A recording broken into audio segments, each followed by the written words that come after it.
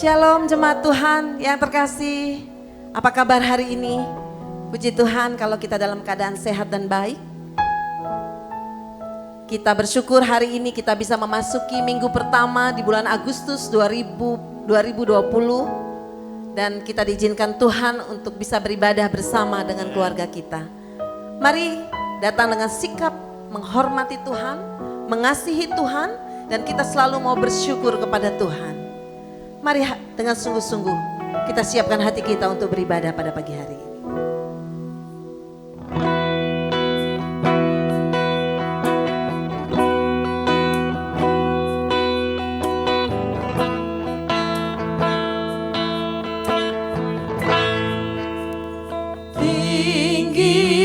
Tinggikan dirimu mengatasi langit, kebesaran-Mu Tuhan mengatasi bumi.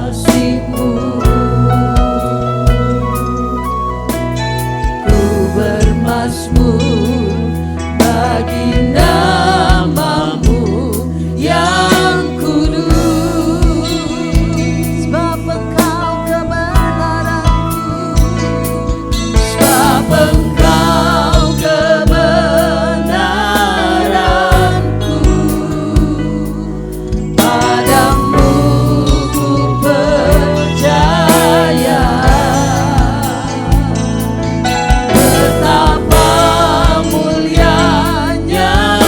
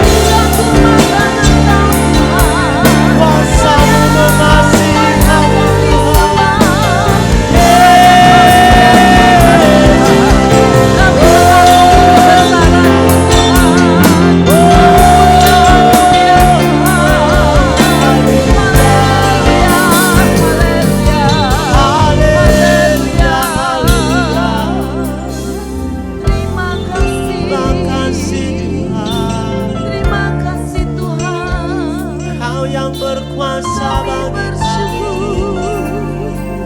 Segala pujian bagimu Tuhan. Glory, glory, glory bagimu Tuhan. Kami menyembahmu Tuhan. Layak Kau ditinggikan. Kami merendahkan hati kami di hadapan Tuhan. Terima kasih Tuhan, terima kasih. Terima kasih Bapa. Terima kasih Yesus, terima kasih Roh Kudus. Tuhan masih izinkan kami hidup sampai hari ini. Semua karena kemurahan Tuhan. Pagi hari ini kami datang bersama dengan keluarga kami. Kami sujud syukur di hadapan Tuhan. Mengagungkan Tuhan, mengagumkan Tuhan. Karena Tuhan Yesus Allah yang hebat dan luar biasa. Terima kasih Tuhan, terima kasih Bapa. Dan hari ini kami serahkan ibadah kami dari awal, pertengahan hingga akhirnya ke dalam tangan Tuhan. Diberkatilah ibadah kami, diberkatilah seluruh umat yang beribadah pada pagi hari ini. Yang datang dengan beban berat, Tuhan memberikan kelegaan. Yang datang dengan segala sakit penyakit, Tuhan menyembuhkan. Yang datang dengan segala pergumulan apapun itu Tuhan. Kami percaya di dalam Tuhan ada jalan keluar dan ada jawaban. Terima kasih Bapa. Kami bersyukur, kami muliakan Tuhan di dalam ibadah kami dan di dalam hidup kami. Terpujilah nama Bapa di surga yang diberkati, katakan amin. Beri kemuliaan buat Tuhan Bapak Ibu semua. Mari kita bangkit berdiri bersama-sama. Kita mau memberikan segala pujian syukur kita hanya bagi Tuhan.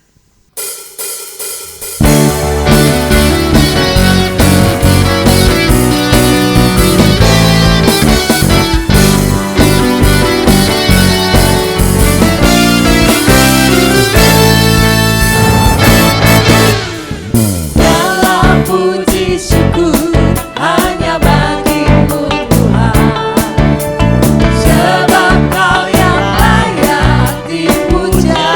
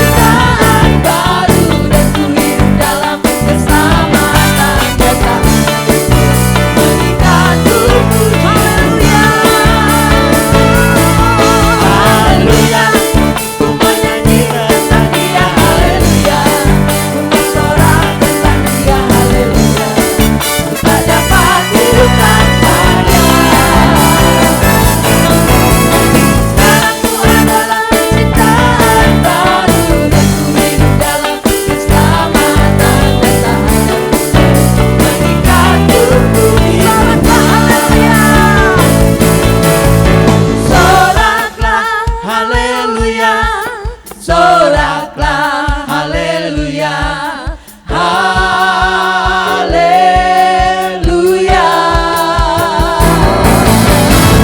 Soraklah haleluya, soraklah haleluya,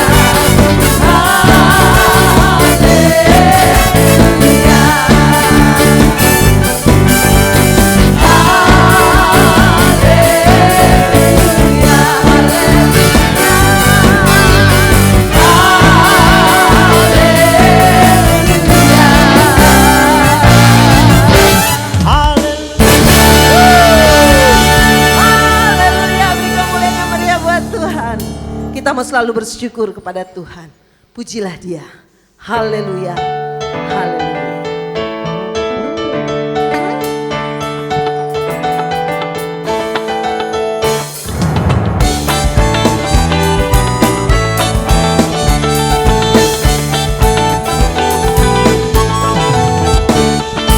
Pujilah Tuhan segenap jiwaku, masyurkan namanya di setiap waktu.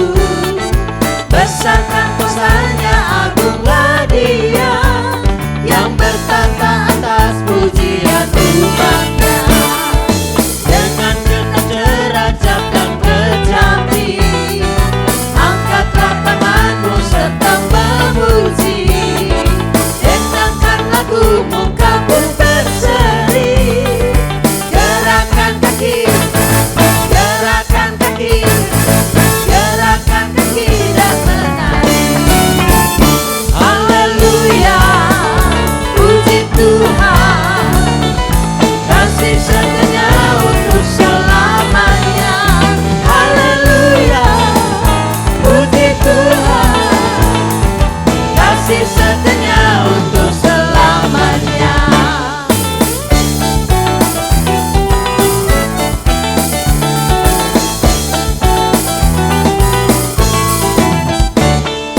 Pujilah Tuhan segenap jiwaku, masyurkan namanya di setiap waktu. Besarkan kuasanya, agunglah Dia, yang bertata atas pujian umatnya. Dengan genap derajat dan kecapi, angkatlah tanganmu serta memuji. Dendangkan lagumu, kau pun berseri. Gerakan kaki, gerakan kaki, gerakan kaki dan menari. Haleluya, puji Tuhan, kasih setianya untuk selamanya. Haleluya, puji Tuhan, kasih setianya untuk selamanya. Haleluya, puji Tuhan, kasih setianya untuk selamanya. Haleluya, puji Tuhan, kasih setianya untuk selamanya. Haleluya, puji Tuhan, kasih setianya untuk selamanya. Haleluya, puji Tuhan, kasih setianya untuk selamanya. Haleluya, puji Tuhan, kasih setianya untuk selamanya. Haleluya, puji Tuhan, kasih setianya untuk selamanya. Kasih setianya untuk selamanya. Kasih setianya untuk selamanya. Puji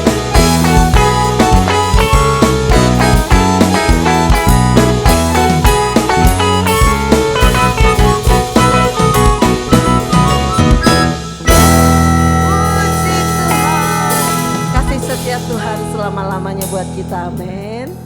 Baik, sekarang kita tenangkan hati kita. Kita mau diberkati oleh firman Tuhan. Karena firman itu adalah Allah sendiri. Biarlah Dia akan berbicara melalui hambanya pada pagi hari ini. Siapkan hati kita dengan sungguh-sungguh diberkati oleh firman Tuhan.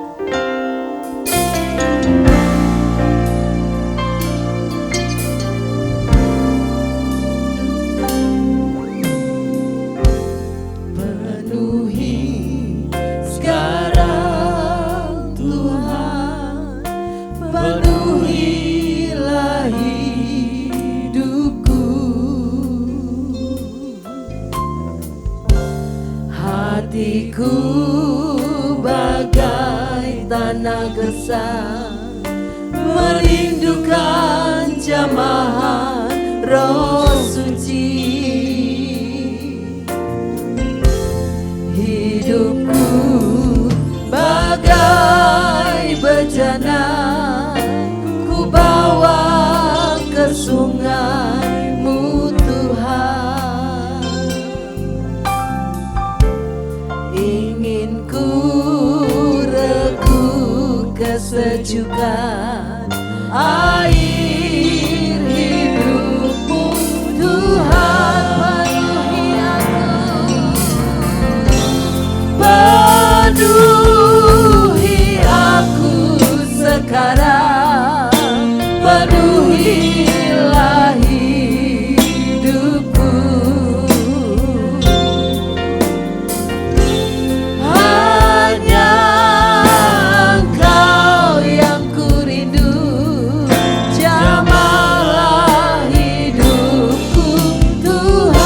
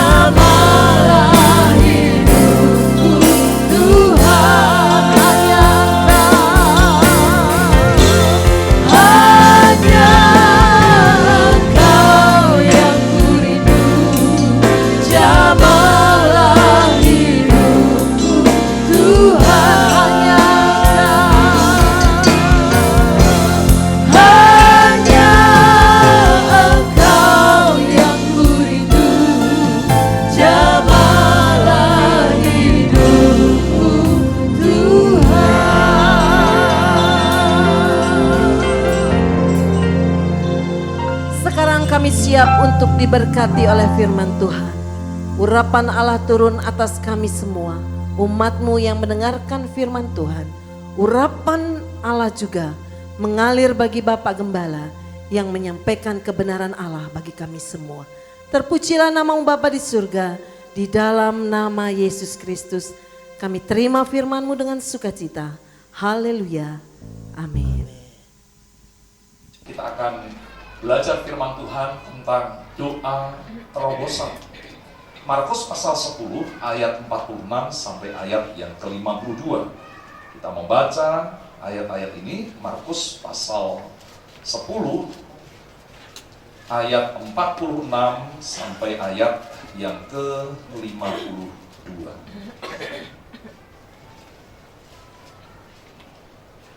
Demikian firman Tuhan. Yesus menyembuhkan Bartimeus. Lalu tibalah Yesus dan murid-muridnya di Yeriko. Dan ketika Yesus keluar dari Yeriko bersama-sama dengan murid-muridnya dan orang banyak yang berbondong-bondong, ada seorang pengemis yang buta bernama Bartimeus, anak Timeus, duduk di pinggir jalan. Ketika didengarnya bahwa ia adalah Yesus orang Nazaret, mulailah ia berseru, "Yesus, anak Daud, kasihanilah aku." Banyak orang menegurnya supaya ia diam, namun semakin keras ia berseru, "Anak Daud, kasihanilah aku." Lalu Yesus berhenti dan berkata, "Panggillah dia." Mereka memanggil orang buta itu dan berkata kepadanya, "Kuatkan hatimu, berdirilah, ia memanggil engkau." Lalu ia menanggalkan jubahnya, ia segera berdiri dan pergi mendapatkan Yesus. Tanya Yesus kepadanya, "Apa yang kau kehendaki supaya aku perbuat kepadamu?" Jawab orang buta itu, "Rabuni," atau guru, "supaya aku dapat melihat." Lalu kata Yesus kepadanya, "Pergilah, imanmu telah menyelamatkan engkau." Pada saat itu juga melihatlah ia, lalu ia mengikuti Yesus dalam perjalanannya. Saudara-saudaraku sekalian, sebelum kita melihat ayat-ayat ini, di dalam Efesus 4 ayat yang ke-6, itu ada 3 kunci untuk mendapatkan terobosan.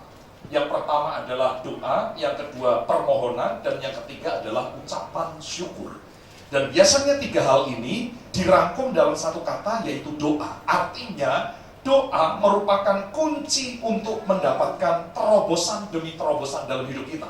Ingat, 2 minggu yang lalu saya sudah menyampaikan apa itu terobosan. Salah satu pengertian terobosan adalah menghancurkan penghalang yang ada di depan kita, yang menghalangi kita untuk meraih hal-hal yang baik.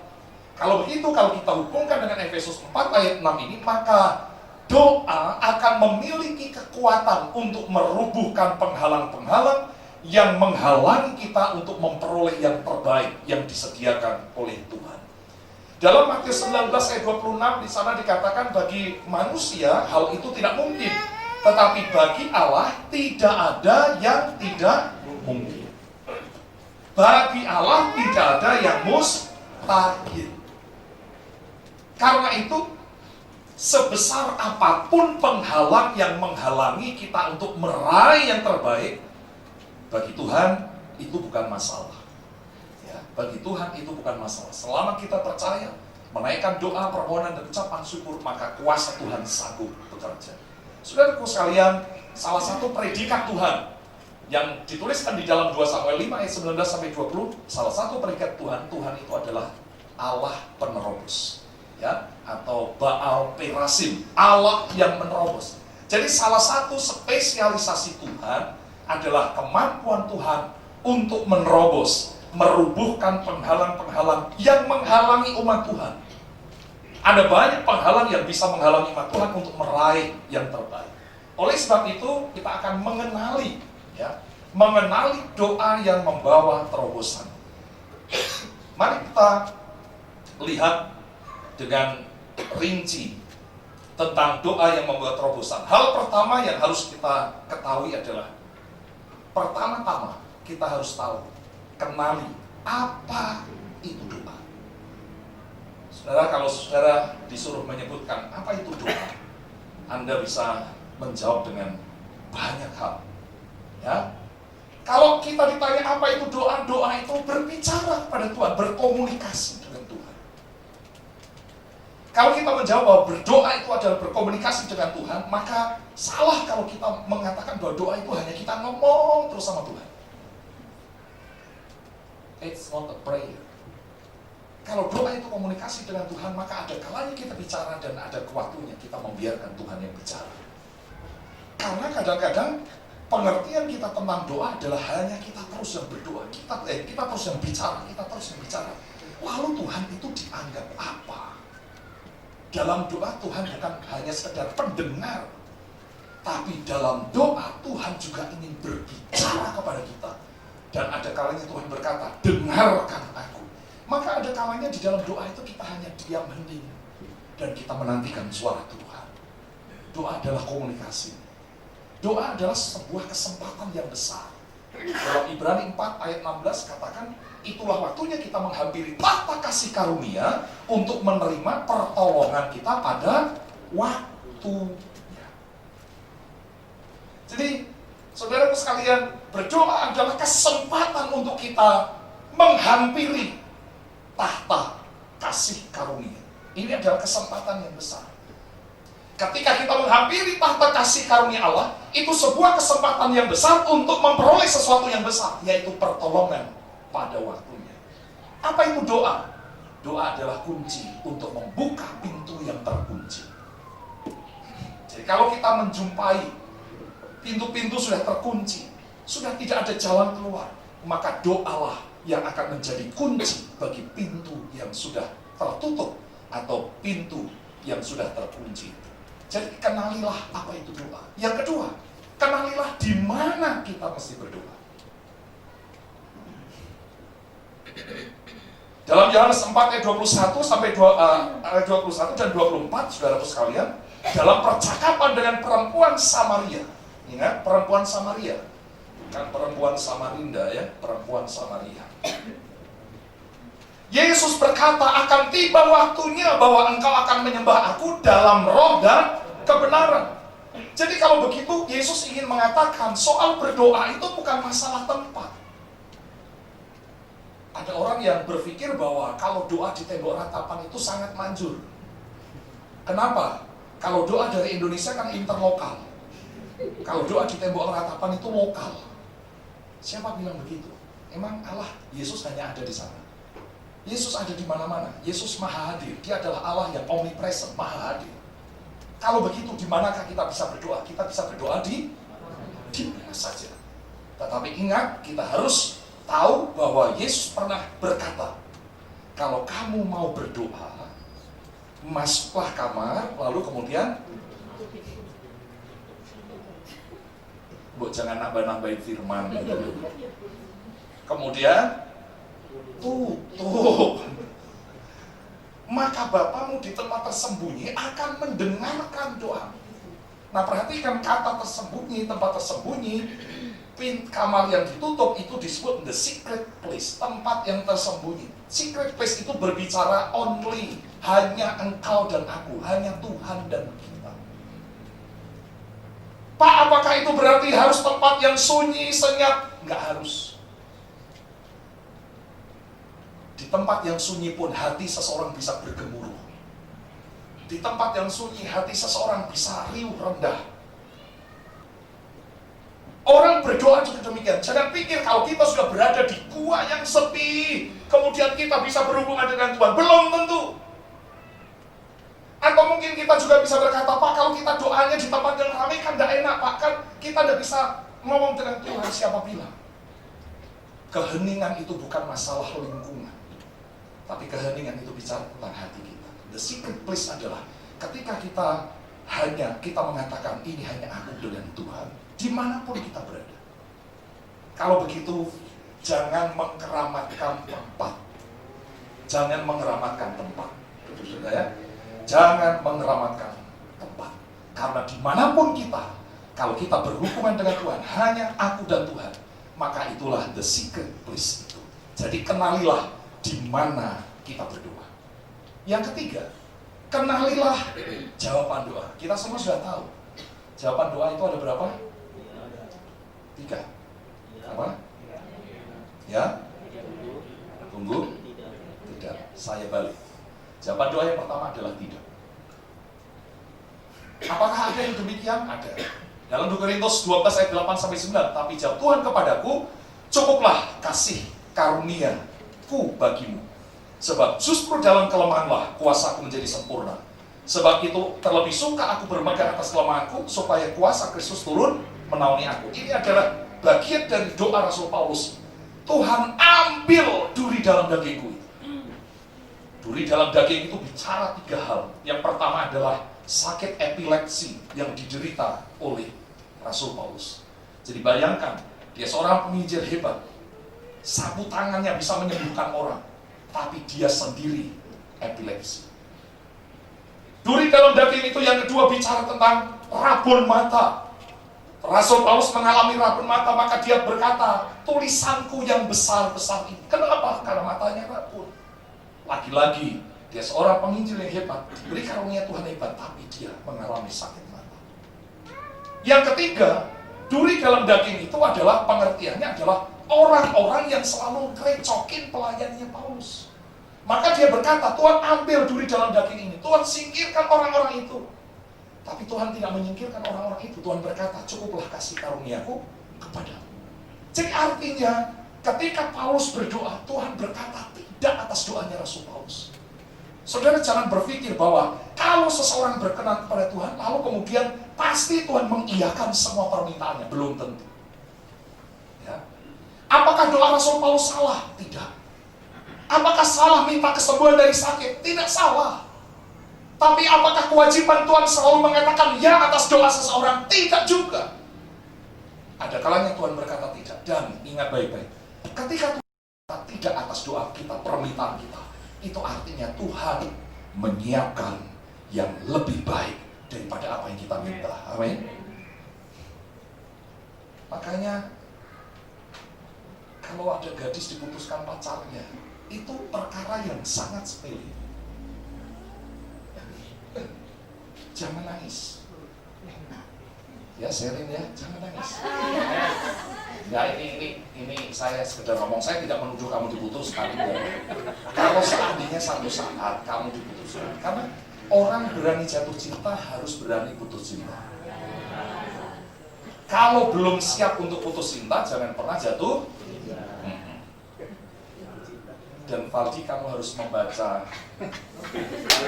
statusnya Tante Ana. Tante Ana menulis begini, jatuh cinta sih tidak salah. Yang salah itu kalau cinta jatuh di tempat yang salah. Jadi ini harus didengar. Itu petuah orang yang sudah tua. Ya. Jadi kalau Valdi berani jatuh cinta, Valdi harus berani putus cinta. Putus cinta itu biasa, Valdi. Biasa. Bukan the end of the world. Nah, lebih baik putus cinta daripada nanti putus di dalam pernikahan. Jadi kamu harus siap-siap. Ya, siap-siap. Saya sih tidak nakut-nakutin kamu. Makanya kamu cukup berikan hatimu kepada dia. Jangan jiwa. Supaya kalau kamu putus cukup sakit hati dan tidak sakit jiwa.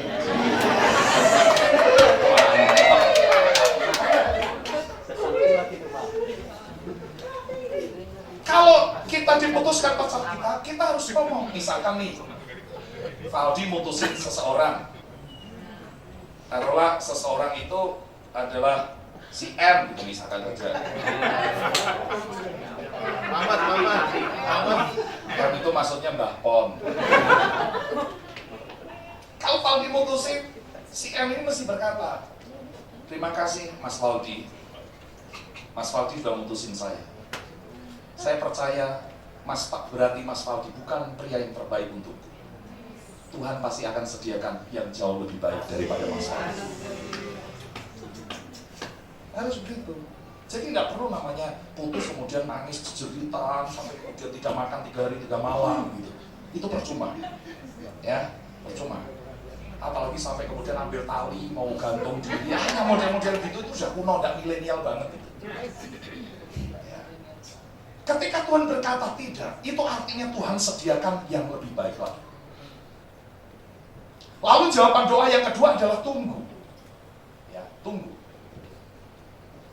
Mazmur 37 ayat 7, berdiam dirilah di hadapan Tuhan dan nantikanlah Dia. Jangan marah karena orang yang berhasil dalam hidupnya, karena orang yang melakukan tipu daya. Saudara, ketika Tuhan berkata tunggu, itu artinya itu adalah waktu untuk kita berdiam diri menantikan Tuhan. Jadi ketika Tuhan berkata tunggu, bukan sekarang tapi nanti, tunggu, sabar, maka itu artinya Tuhan memberi kesempatan kepada kita banyak berdiam diri di hadapan Tuhan. Ada kalanya kita meminta sesuatu dan Tuhan masih belum mengabulkan. Tuhan sampai kapan? Sampai berapa lama? Tuhan berkata tunggu, sabar, berdiam diri. Jangan terlalu banyak protes.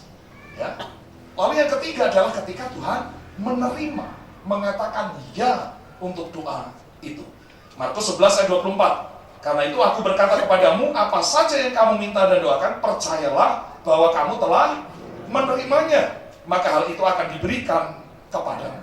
Saudaraku sekalian, ketika Tuhan berkata ya untuk doa kita, ketika kita mendapatkan jawaban ya atas doa kita, banyak kali orang yang sudah mendapatkan jawaban doa dari Tuhan, tadinya sebelum dia mendapatkan jawaban ya, dia berdoa dengan tekun, dengan sungguh-sungguh. Tapi begitu sudah diberikan oleh Tuhan, maka dia menjadi kendor.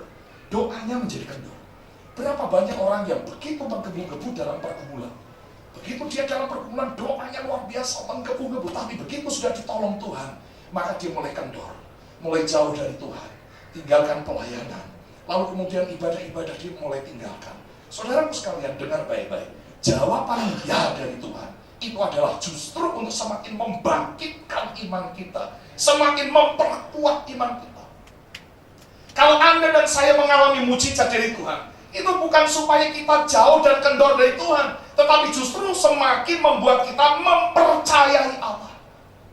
Mujizat harus menjadi cara untuk kita menggenjot iman kita semakin sungguh-sungguh dengan Tuhan. Prinsip yang ada di dalam doa itu adalah gini: give God your problems and allow Him to give your solution, to give you solution. Berikan masalahmu kepada Tuhan dan izinkan Tuhan menyediakan solusinya, pemecahannya untuk kita. Jadi kepada Allah kita menyerahkan beban-beban kita, maka kepada kita Tuhan memberikan solusi-solusinya. Jadi orang yang berdoa itu sebetulnya doa itu penyerahan diri. Jadi orang yang berdoa adalah disertai dengan kesiapan menerima caranya Tuhan. Seringkali yang terjadi adalah ketika kita berdoa, maka kita berkata, nanti pada bagian hampir akhir ada bedanya itu antara memaksakan antara menerima kebutuhan kita dan memaksakan keinginan kita di dalam doa. Saudara sekalian, ketika kita berdoa, menyerahkan problem kita kepada Tuhan, percaya ini. The God you serve is bigger than the problems you encounter. Jadi Allah yang kita layani lebih besar daripada masalah-masalah yang kita jumpai. Itu sebabnya kita berani menyerahkan problem kita kepada Tuhan. Ketika kita menghadapi jalan buntu, itulah waktunya kita membuat terobosan dengan menyerahkan beban-beban kita kepada Tuhan. Saudara, tahukah kita Allah adalah Allah yang sangat menghargai doa. Allah kita adalah Allah yang sangat menghargai doa. Pertanyaannya, doa yang bagaimana, yang diperhitungkan oleh Tuhan, dihargai oleh Tuhan, dijawab oleh Tuhan, diperhitungkan dengan sungguh oleh Tuhan. Pertama, doa yang diperhitungkan oleh Tuhan adalah doa orang yang akrab dengan Tuhan. Tinggallah di dalam aku dan firmanku di dalam engkau, maka apa saja yang kau minta dan doakan akan diberikan kepadamu. Jadi ini kunci yang pertama. Bagaimana supaya Tuhan menghargai doa kita, memperhitungkan doa kita? Intimlah dulu dengan Tuhan. Saudara, ini gambaran sederhana. Dua orang berdoa, yang satu tidak mengenal Tuhan, tidak peduli dengan Tuhan, dia tidak mau mendekat kepada Tuhan, dia menjadi orang asing bagi Tuhan. Lalu tiba-tiba dia berdoa kepada Tuhan, Tuhan berkati aku, minta begini-begini. Yang satu adalah seorang anak Tuhan yang tekun, rajin berdoa, rajin pelayanan, intim dengan Tuhan. Dia mungkin tidak banyak berkata-kata, dia cuma narik nafas saja. Tuhan berkata, aku tahu yang kau perlukan. Doa yang diperhitungkan oleh Tuhan adalah doa dari orang yang intim dengan Dia. Karena itu jadilah orang-orang yang intim dengan Tuhan. Yang kedua, doa yang diperhitungkan oleh Tuhan adalah doa orang yang berdoa dengan penuh keyakinan. Ya. Barang siapa memintanya dengan iman, jangan dengan bimbang. Dengan bimbang itu contohnya begini. Misalkan saya butuh, misalkan saja saya perlu mendesak 5 juta. Lalu saya doa sama Tuhan, Tuhan, saya perlu 5 juta. Serius Tuhan, sungguh-sungguh saya perlu mendesak 5 juta. Dalam nama Tuhan Yesus Kristus, aku percaya Tuhan adalah Jehovah Jireh, Allah yang sanggup menyediakan dari yang tidak ada menjadi ada. Dalam nama Tuhan Yesus Kristus, aku percaya, amin. Begitu amin, kemudian dia mikir, ngutang siapa ya? Kira pada waktu dia ngomong ngutang siapa, itu membatalkan doa. Itu artinya dia bimbang antara mempercayai Tuhan, dan kemudian yang kedua kebimbangannya adalah apakah betul Tuhan sanggup menolong dia. Itu namanya orang bimbang. Orang-orang yang bimbang tidak akan mendapatkan apa-apa, itu kata firman Tuhan. Tapi doa yang diperhitungkan oleh Tuhan adalah orang yang meminta dengan penuh keyakinan. Yang ketiga, doa yang diperhitungkan oleh Tuhan adalah doa dari orang yang berdoa dengan tidak jemu-jemu, dengan tidak berkeputusan. Yesus memberikan contoh untuk mengajar supaya murid-muridnya berdoa dengan tidak jemu-jemu. Ada seorang janda yang datang ke rumah hakim, minta dibela perkaranya oleh hakim. Pak Hakim, tolong saya bela perkara saya, dicuekin. Besoknya lagi datang Pak Hakim, bela perkara saya, dicuekin. Ini perempuan janda ini sudah putus urat malunya. Dia datang lagi, Pak Hakim bela perkara saya. Hakim ini lama-lama mikir, ini bukan hakim takut Tuhan. Daripada ini janda nanti ngamuk, mencelakakan aku. Sebetulnya Yesus di balik perkataan itu ada sebuah filosofi tersembunyi, bahwa wanita itu nekat. Paham maksud saya? Paham maksud saya? Yesus berkata, daripada ini perempuan ini nanti mencelakai saya. Karena wanita itu kalau sudah nekat, saudaraku sekalian, itu luar biasa. Betul. Wanita kalau sudah adrenalinnya naik, saudaraku sekalian, Jakarta Cilacap pun dilaporin.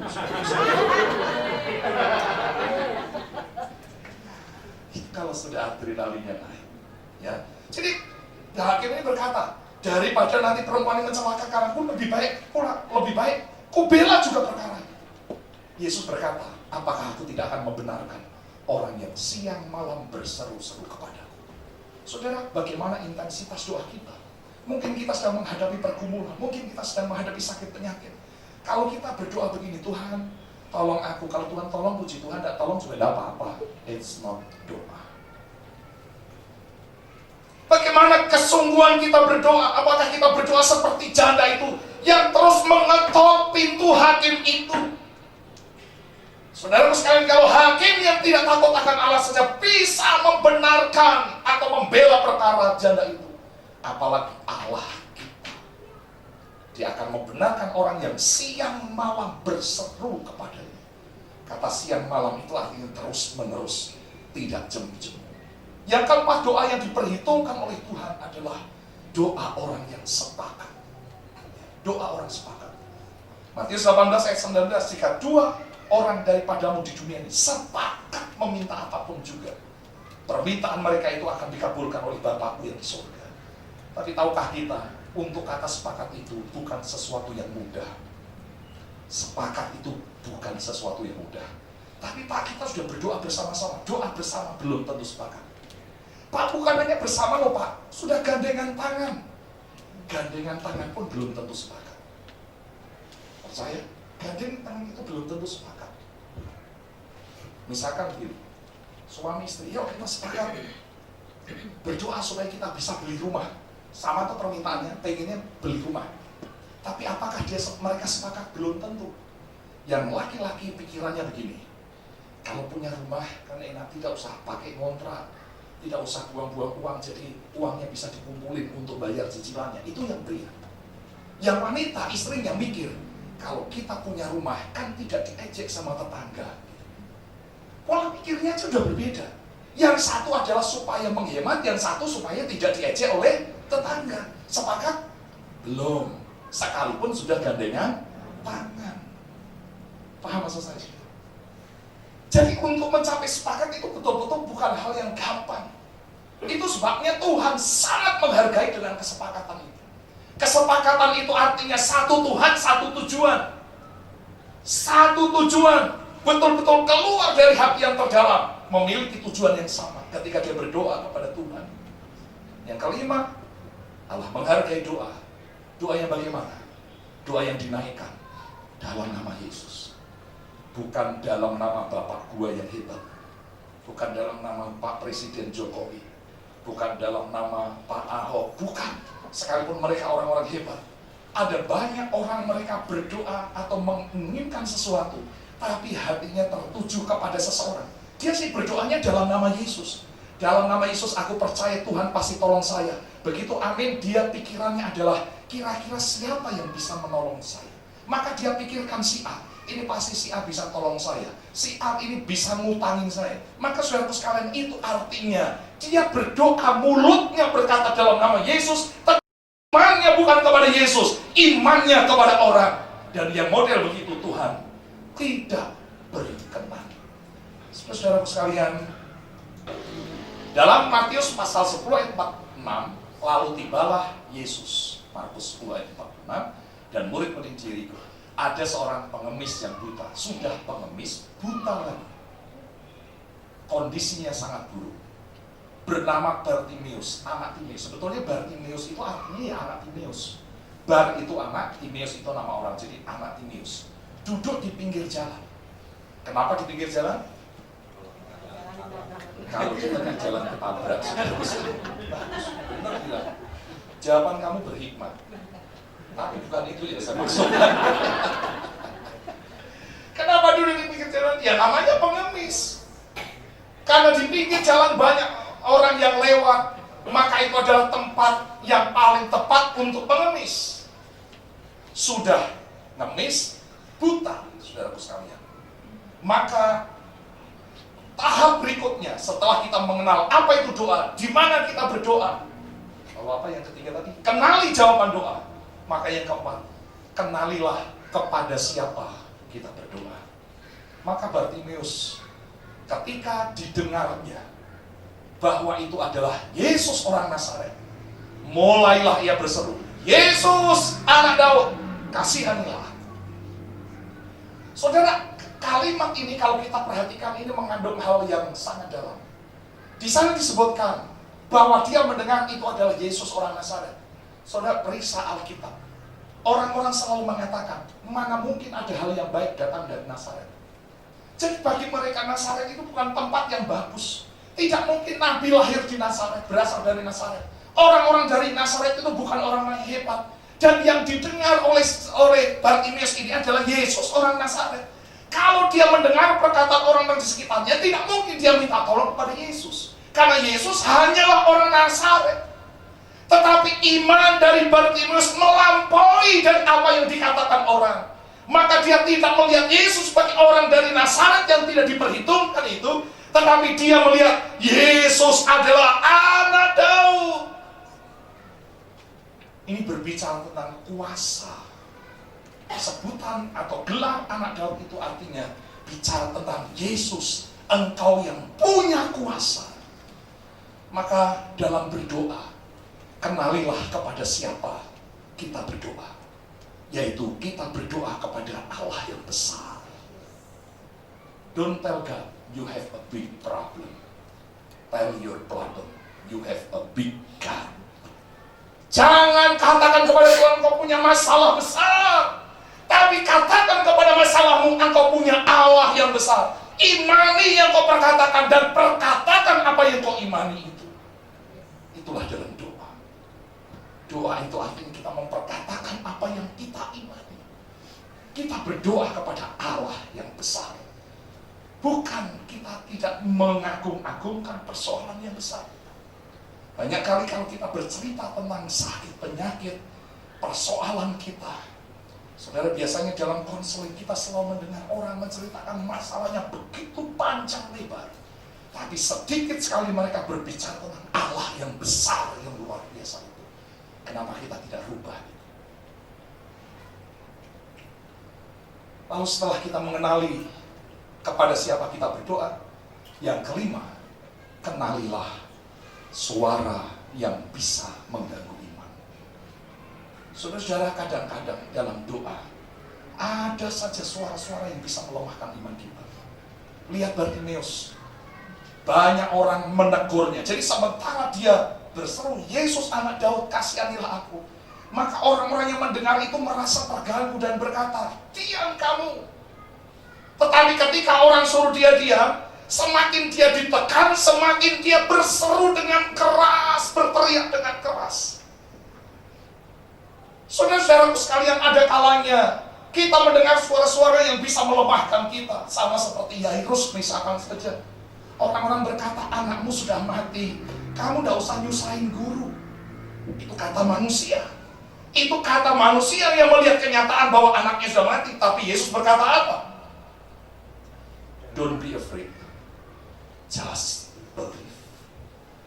Jangan takut. Percaya saja. Selalu kita diperhadapkan dengan dua suara ini.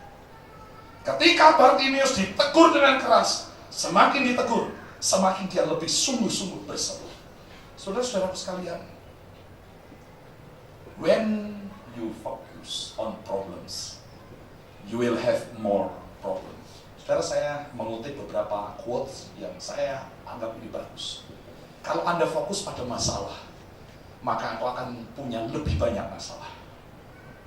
Tetapi kalau kita fokus pada possibilities, kemungkinan, maka kita akan mendapatkan banyak kesempatan. Saudaraku sekalian, jangan fokus pada masalahmu. Fokus pada masalahmu, engkau akan bermasalah lebih banyak. Persoalan yang sepele, mungkin hanya orang, mungkin sedikit ngomong yang agak nyakitin, tidak usah terlalu dipikirin. Saya selalu katakan demikian, masalah besar dikecilin, masalah kecil lupakan. Jangan masalah kecil dipikirin terus lama-lama jadi gede. Susah, rugi kita, saudara sekalian. Saya kalau masalah-masalah cuma sepele gitu, tidak usah terlalu dibesar-besarin. Di dalam gereja juga begitu. Tidak usah kita jadi orang yang membesar-besarkan masalah. Masalah kecil, cincai lah ya. Masalah gede, dikecilkan. Tidak usah terlalu banyak di ini sudah. Ya, masih banyak hal yang bisa kita pikirkan selain masalah itu. Tapi kalau kita melihat kemungkinan-kemungkinan, maka kita akan melihat kesempatan yang Tuhan berikan. Jadi kenalilah suara-suara yang mengganggu iman. Kemudian yang keenam, dalam hal doa terobosan ini, maka kenalilah suara Tuhan. Jadi jangan hanya kenali suara yang mengganggu iman, tapi kenali suara Tuhan. Markus 10 ayat 49. Lalu Yesus berhenti dan berkata, panggillah dia. Mereka memanggil orang buta itu dan berkata kepadanya, kuatkan hatimu, berdirilah, ia memanggil engkau. Maka kita akan melihat mana yang lebih kuat, suara yang melemahkan iman atau suara Tuhan yang memanggil kita. Saudara sekalian, kenapa kita mesti mendengarkan suara Tuhan? Firman Allah akan meningkatkan iman kita untuk kita mendapatkan terobosan. Itulah perlunya kita dengan firman Tuhan. Saudara, dengar baik-baik. Doa tanpa firman percuma. Itu sebabnya orang yang berdoa harus mendengarkan firman Tuhan. Karena iman itulah yang akan membangkitkan iman sehingga kita akan menerima terobosan. Jadi ingat baik-baik. Dalam doa terobosan tidak bisa dipisahkan dengan firman yang kita dengar. Yang ketujuh, saudaraku sekalian, dalam hal doa terobosan ini, kenalilah apa yang harus ditanggalkan. Markus 10 ayat 50. Lalu ia menanggalkan jubahnya, ia segera berdiri dan pergi mendapatkan Yesus. Saudara, kenapa ketika Bartimeus ini akan datang kepada Yesus, maka dia lepas jubahnya? Jubah itu bukan sekedar jubah. Jadi apa yang dipakai oleh Bartimeus itu, jubah itu identik dengan penderitaan. Jubah itu identik dengan permasalahan. Jubah itu identik dengan kebutaan dia. Jubah itu identik dengan nasib buruknya. Jubah itu identik dengan kelemahan. Jubah itu identik dengan persoalan. Karena itu dia tanggalkan jubah itu, the spirit of heaviness. Dia tanggalkan jubah bebannya, lalu dia datang kepada Yesus. Saudaraku sekalian, jangan datang kepada Yesus dengan tetap mengenakan jubah beban. Kita berdoa menyerahkan beban, meletakkan beban kita. Jangan kita pakai terus the spirit of heaviness itu. Charlie Chaplin berkata demikian, I have many problems in my life. Saya punya banyak masalah dalam hidup saya. But my lips, bibir saya tidak tahu itu. Karena apa? They always smile. Tahu maksudnya saudara? Jadi dia punya banyak masalah, tapi masalahnya tidak ditampakkan di mukanya. Dia punya banyak masalah, tetapi dia memilih untuk tersenyum. Kalau dalam bahasa rohani, saya bisa mengatakan, kita punya banyak masalah, tapi kita jangan sampai seperti seseorang yang mengenakan jubah masalah itu terus-menerus. Saya mengatakan bahwa muka kita ini bukan iklan kesusahan. Muka kita ini bukan iklan kekurangan. Sehingga orang lihat kita kemudian muncul belas kasih. Kasihan dia pasti belum makan itu 3 hari 3 malam pasti belum makan. Kenapa? Muka kelaparan. Saudaraku sekalian, sekalipun kita lapar, jangan tampakkan muka kita sedih, penuh persoalan, tertindih dengan beban berat. Aku tak sanggup lagi menerima derita ini. Why does the sun go on shining? Why does the sea rush to shore? Don't they know it's the end of the world? Jadi ini adalah akhir dunia. Dia tampakkan mukanya penuh susah. Saudaraku sekalian, bu, ya begini. Mungkin kita ini susah, banyak persoalan, tapi tidak usah diiklankan lewat muka kita. Kalau Anda mau mencurahkan kesusahanmu, curahkan di hadapan Tuhan, saudaraku sekalian, karena Tuhan pasti sanggup tolong. Kalau kita ceritakan kepada manusia, belum tentu manusia mau tolong. Mencibir dia. Lalu yang ke-8, dalam doa terobosan, kenali sungguh-sungguh apa yang menjadi kebutuhan Anda. Apa yang menjadi kebutuhan kita yang mendorong kita berdoa. Markus 10 ayat 51 katakan, tanya Yesus kepadanya, apa yang kau kehendaki supaya aku perbuat bagimu? Jawab orang buta itu, Rabuni itu rabi, guru, aku ingin supaya aku dapat melihat. Itu yang dibutuhkan. Jadi selama ini dia ngemis itu, saudara, itu bukan kebutuhan utama dia. Dia meminta uang, itu bukan kebutuhan utama dia. Maka ketika Yesus melihat Bartimeus, maka Yesus bertanya, apa yang kau perlukan, apa yang kau inginkan, apa yang kau butuhkan. Jadi pertanyaan itu menembus kedalaman hati Bartimeus. Yesus tidak mau hanya sekedar kasih uang ketika Bartimeus meminta-minta. Ada kebutuhan yang lebih dalam daripada itu. Saudara, Tuhan itu mengerti kebutuhan kita, bukan sekedar keinginan kita. Bukan sekedar keinginan kita. Karena itu kita harus waspada. Bedakan antara kebutuhan dan keinginan. Apel itu kebutuhan, karena itu obat. Vitamin. Apple itu keinginan. Membedakan kebutuhan dan keinginan itu bisa dipahami demikian. Kalau ini dalam kaitannya dengan doa. Kalau kebutuhan, ya, I have a problem and I need a solution. Saya punya problem dan saya butuh sebuah solusi. Perhatikan kata di sini. Tapi kalau keinginan itu berkata demikian, perhatikan ini. Kalau keinginan, I have a problem and I need that solution. Saya punya masalah dan saya pemecahannya harus itu. Nah, itulah keinginan. Perhatikan kata that itu. Dalam doa, beda kebutuhan dengan keinginan. Kalau kebutuhan itu kita berserah kepada Tuhan dan Tuhan melihat kebutuhan kita. Tapi kalau yang memenuhi keinginan kita, maka ego kita yang bekerja di sana. Kita memaksakan kehendak kita, Tuhan harusnya begini, harusnya begini, harusnya begini. maka yang bergerak, yang lebih dominan adalah ego kita, keinginan kita. Itu sebabnya kadang-kadang kita gagal mengalami terobosan dalam doa gara-gara itu. Memaksakan kehendak kita. Tuhan pokoknya harus ini, pokoknya harus ini. Tetapi kalau kita berdasarkan apa yang kita butuhkan, maka kita berserah. Tuhan, aku butuh pemecahan. Dan aku percaya pemecahan dari Tuhan itulah yang terbaik. Maka disitulah penyerahan diri. Saudara, kita harus berserah diri. Kenapa?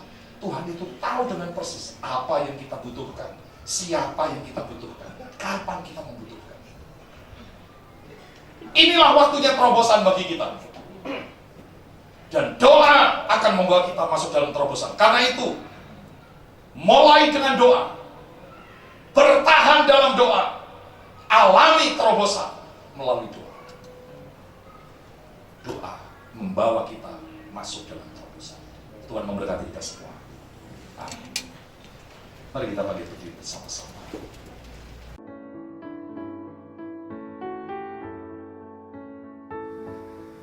Saudara-saudara yang dikasihi oleh Tuhan Yesus Kristus, ketika kita belum mengerti firman Tuhan, maka penderitaan selalu kita maknai secara negatif.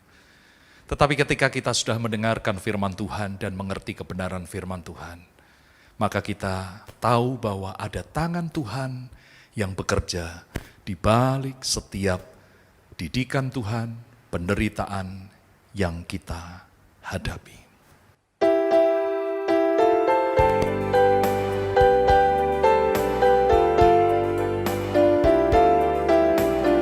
Katakan bersama, indah rencanamu Tuhan.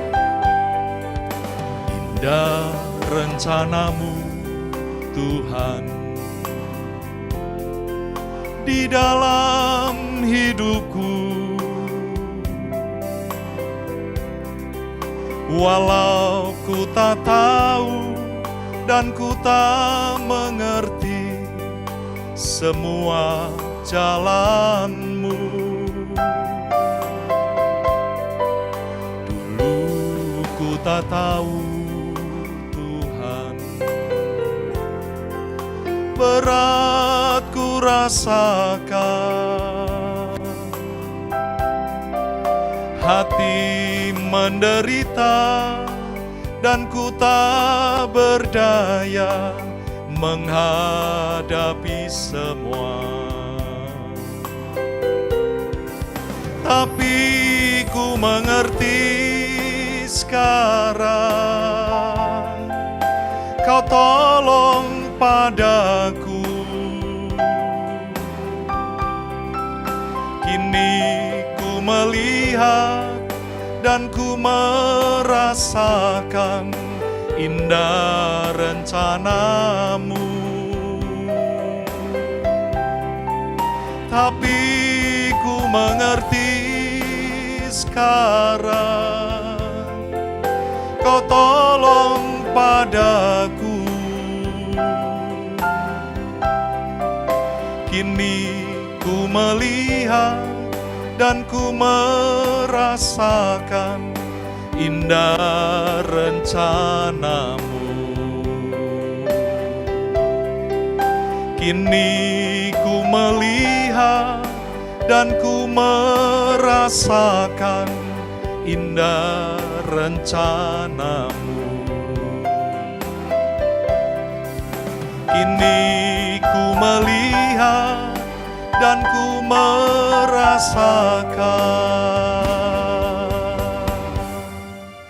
indah rencanamu.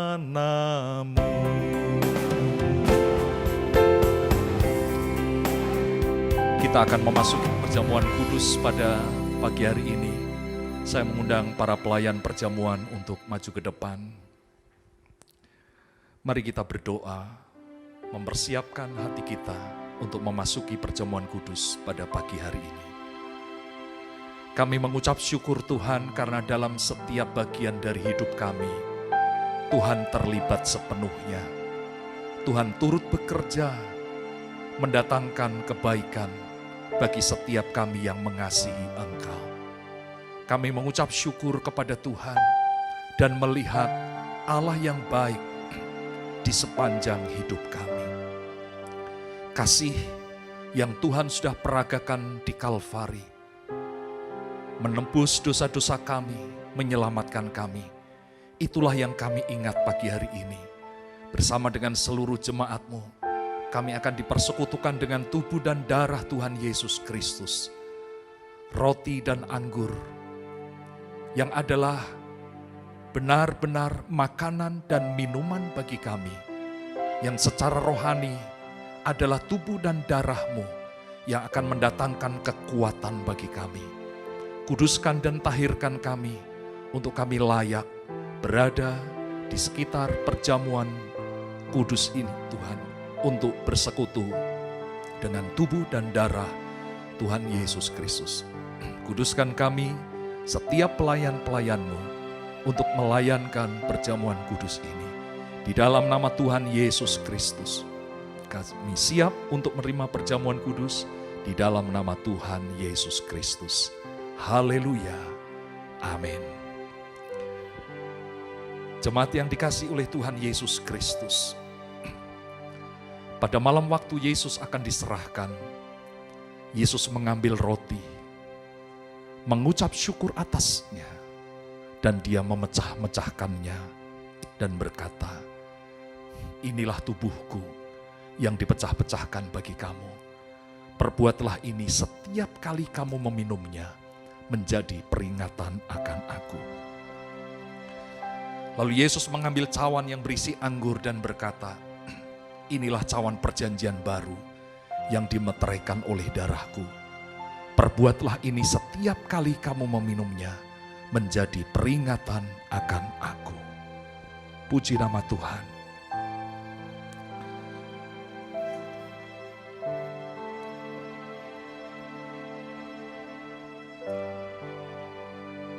Terima tubuh dan darah Tuhan Yesus Kristus.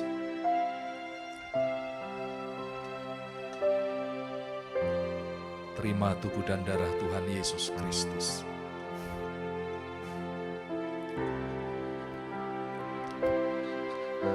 Mari seluruh jemaat persiapkan roti dan anggur yang sudah Bapak Ibu terima di rumah.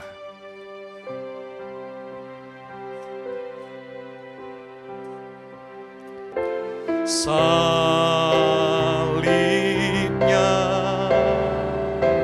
salibnya,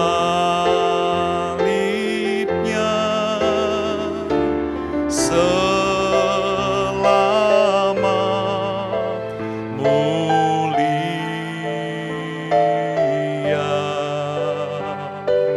dosaku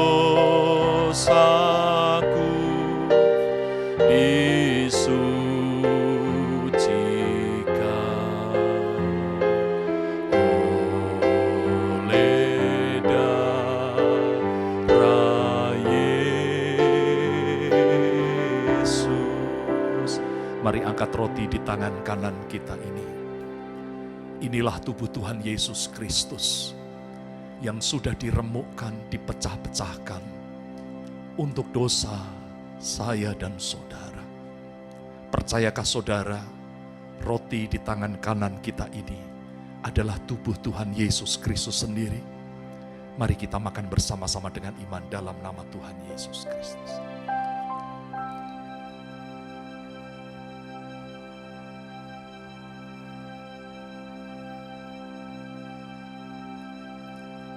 Ucapkan syukur untuk tubuh Tuhan Yesus Kristus.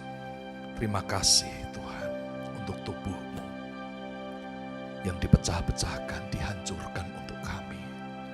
Terima kasih Tuhan. Mari angkat cawan di tangan kanan-Mu.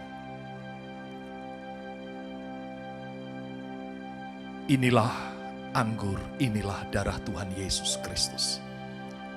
Percayakah saudara, anggur dalam cawan ini adalah darah Tuhan Yesus Kristus sendiri? Mari kita minum bersama-sama dalam nama Tuhan Yesus Kristus. Terima kasih Tuhan.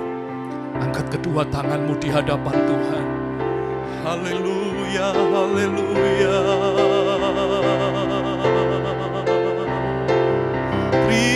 kasih Tuhan Yesus. Haleluya.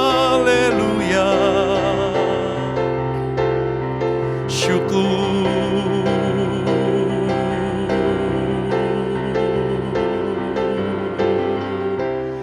Terima kasih Yesus. Terima kasih Yesus. Ku beri syukur hanya bagimu, ya Allahku, ya Tuhanku. Terima kasih Yesus. Terima kasih Yesus. Ku beri syukur hanya bagimu. Terima kasih Yesus. Ku beri syukur hanya bagimu. Terima kasih Yesus. Ku beri syukur hanya bagimu. Terima kasih Yesus.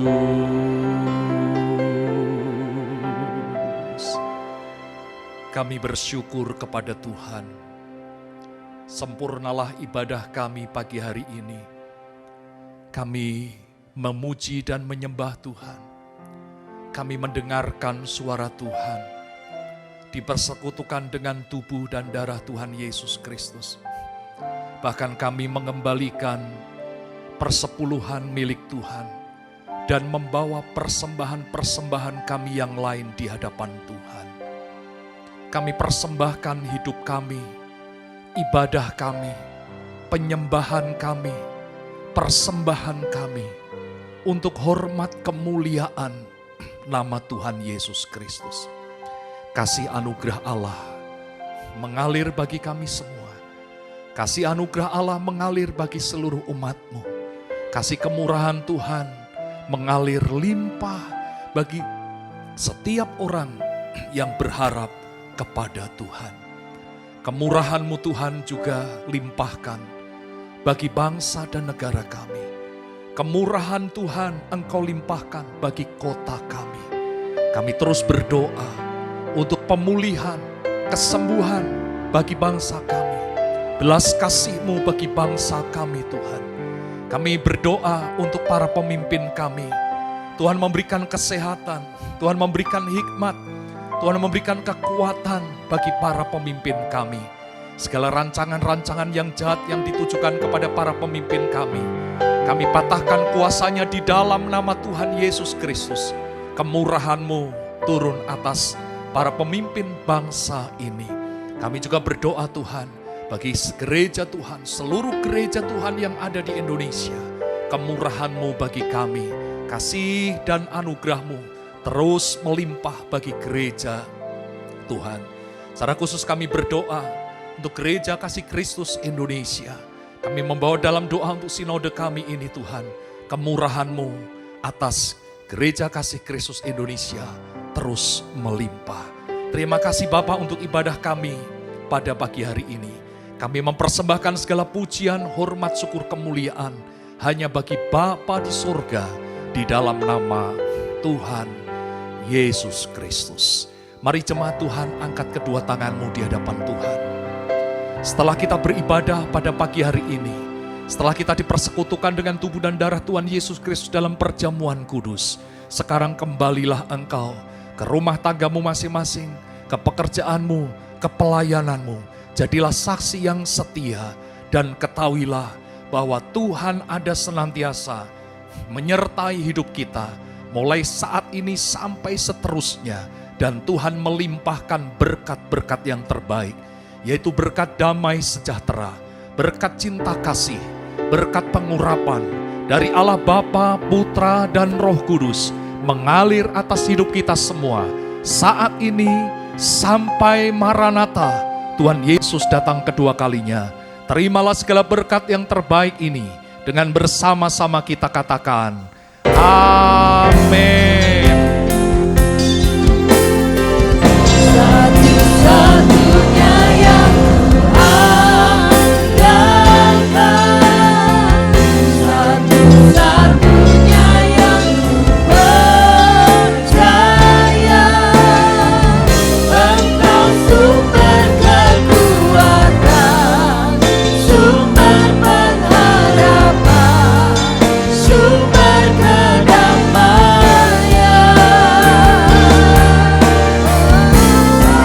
Satunya yang kuandalkan, satu-satunya yang kupercaya, Engkau Tuhan memberkati, Tuhan penyembuhku, Tuhan. Sekali lagi katakan, satu-satunya, satu-satunya yang kuandalkan, satu-satunya yang kupercaya, Engkau sumber kekuatan, sumber pengharapan, sumber kedamaian. Satu-satunya yang kuandalkan, satu-satunya yang kupercaya, Engkau Tuhan memberkati, Tuhan penyembuhku, Tuhan memberkati, Engkau Tuhan memberkati, Tuhan penyembuhku, Tuhan yang memberkati, Engkau Tuhan memberkati, Tuhan penyembuhku, Tuhan pemulihku.